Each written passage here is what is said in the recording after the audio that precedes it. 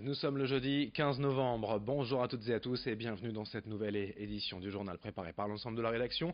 On démarre comme toujours par vos prévisions météo. Après les brouillards matinaux, place au soleil. Quelques nuages encore mais sans conséquences par endroits.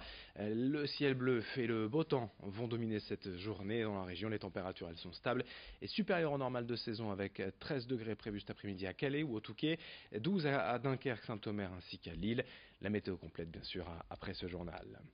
L'actualité d'abord dans cette édition, c'est la solidarité des restaurants McDonald's. Aujourd'hui jusqu'à dimanche pour chaque menu acheté, les fast-food reverseront 1 euro à la fondation Ronald McDonald. Celle-ci, pour rappel, gère 9 maisons de parents en France, dont une dans la région à Lille.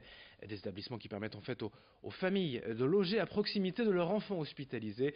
Reportage dans l'une de ces maisons près du CHR signé Céline Huret. Odile et Patrick font leur petit rituel du matin avant de partir pour le CHRU de Lille.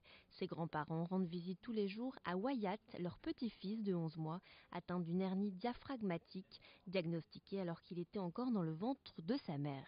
Odile et Patrick vivent à Strasbourg, alors pour soutenir leur petit-fils et leur fille, qui passent tout son temps aux côtés de Wyatt, ils ont demandé pour être hébergés dans la maison des parents Ronald McDonald. Après y avoir vécu pendant 4 mois à la naissance de Wyatt, ils sont de retour depuis 3 semaines. Sans cette maison, ils n'auraient pas pu rester aux côtés de leur petit-fils.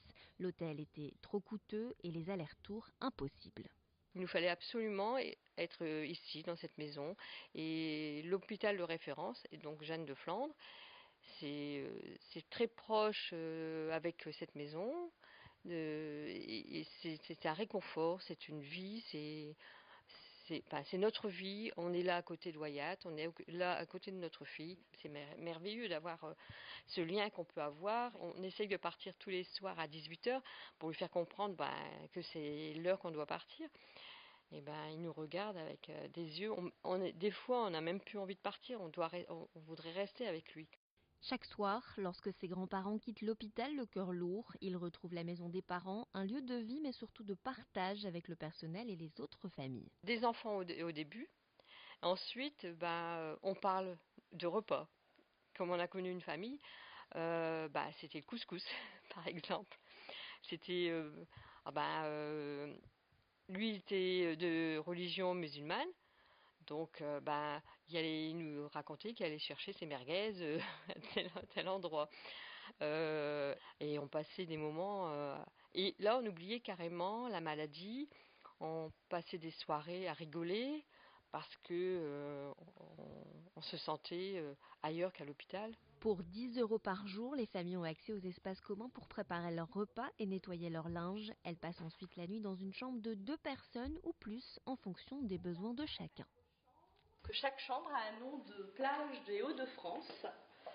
Donc chambre qui comprend 3 couchages, donc on peut toujours accueillir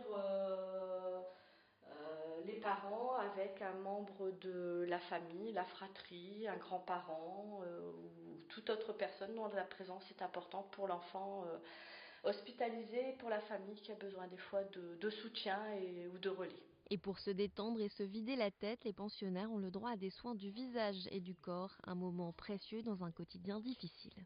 Quand on a un enfant à l'hôpital, on s'oublie, on pense à l'enfant hospitalisé, on est en lien avec l'équipe médicale, on ne parle que de la maladie de l'enfant quand on est à l'hôpital.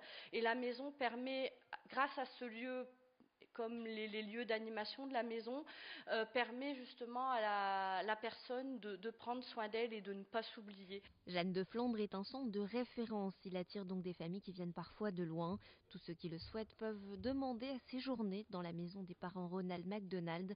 En règle générale, la mutuelle prend en charge les coûts, mais si la famille n'en a pas, le personnel tente toujours de trouver une solution. Dans cette édition également sur le littoral, à l'occasion du centenaire de l'armistice du 11 novembre 1918, la médiathèque de Blériot-Plage présente actuellement une exposition intitulée La Grande Guerre, sur terre et sous la mer. C'est jusqu'au 24 novembre. Alors pour la partie terrestre, on trouve de manière assez classique des uniformes français, anglais, allemands appartenant à un collectionneur privé. Pour la partie sous-marine, c'est consacré aux 40 épaves identifiées de notre littoral, notamment 13 sous-marins allemands. L'histoire des fameux U-boats est ainsi expliquée avec des images sous-marines et des pièces authentiques remontées à la surface. C'est jusqu'au 24 novembre à la médiathèque de Blériot-Plage à Sangatte. Explication au micro de Marine Kijek. On m'a demandé de présenter des choses qui étaient présentes sur le front en 1918. D'où ces uniformes qui sont bien différents de ceux qu'on avait en début de conflit. Il y a eu quelques améliorations, mais en grande majorité, pour les Britanniques ou pour les Allemands, rien n'avait changé. Seuls les Français ont beaucoup évolué au fil du temps. Et pour les Français, c'est principalement dans le changement de couleur de la tenue. Il faut savoir qu'en 1914, nos anciens ont chargé avec des pantalons rouges qui étaient visibles à des milles à la ronde. Et en fait, ce qui s'est passé, c'est qu'ils se sont fait décimer par les mitrailleuses allemandes dès le début du conflit. Donc en 1915, on décide d'adopter une nouvelle tenue qui est la tenue bleu horizon, dont on peut voir des exemplaires ici derrière. Enfin, depuis cet été, à Lille, vous avez peut-être sûrement croisé la route d'un triporteur vendant des fromages et des saucissons de la région. Son nom, la main glacée, et au guidon, deux jeunes qui veulent promouvoir l'apéro en circuit court avec des produits frais de qualité et de la région. Les fromages sont de la métropole lilloise, les saucissons sont faits du côté de Saint-Omer. Chaque jour, ou plutôt chaque soir, du mardi au dimanche, ils se posent entre la Citadelle, le Jardin Vauban, le parc Jean-Baptiste Lebas ou la Grand Place. Pour les retrouver mieux, vaut suivre leur page Facebook, la main glacée. Sachez qu'on peut également privatiser leur triporteur pour un événement et profiter de leurs bons conseils. Rencontre signée Vincent Vieillard. C'est un projet de fou parce que on a décidé en fait de créer, de rapprocher le terroir de la ville. Et pour rapprocher le terroir de la ville, le plus simple, on a dit que c'était le vélo. Alors le vélo, un petit vélo, ça aurait été un peu trop simple, donc du coup on a décidé de créer une grosse caisse qui du coup plus tard sera encore plus améliorée évidemment, parce que là c'est que le début.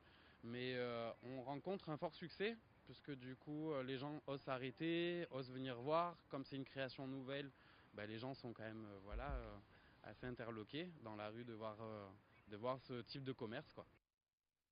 Fin de cette édition, merci à vous de l'avoir suivi. Dans un instant, à suivre d'autres images, d'autres informations. Très belle journée à toutes et à tous.